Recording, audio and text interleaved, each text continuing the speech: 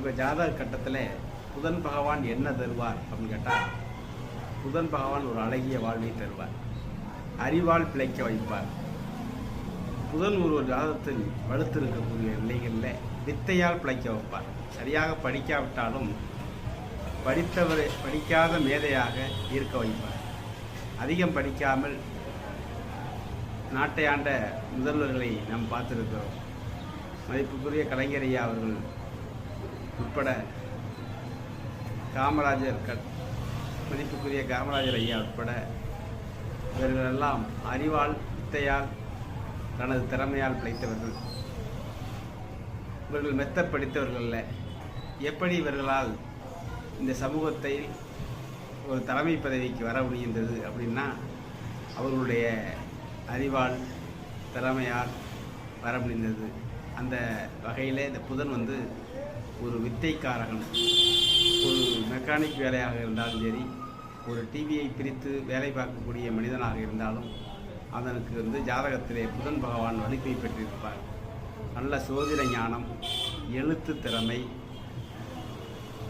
படைப்பாற்றல், அடுத்தபடியாக புதிய ஒன்றை கண்டுபிடித்தல், இவை எல்லாவற்றிற்குமே ஒரு ஜாதக கட்டங்களில் புதன் பகவானுடைய தன்மை அப்படிங்கிறது ரொம்ப ரொம்ப முக்கியம்.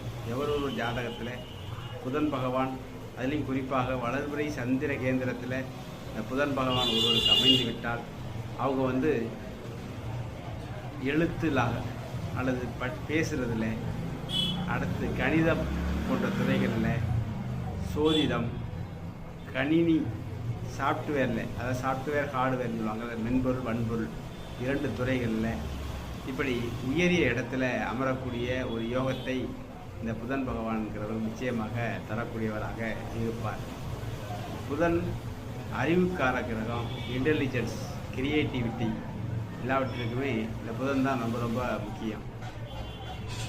அதிகமாக படிக்காத மேதைகளாக, எழுத்தாளராக, கதை, கவிதை, கட்டுரை, சிலை சிற்பம், அடுத்து ஓவியம், இசை போன்ற எல்லா துறைகளிலுமே ஒருவர் சிறந்து விளங்குவதற்கு புதனுடைய இந்த பங்குங்கிறது ரொம்ப ரொம்ப முக்கியமாக உண்டு.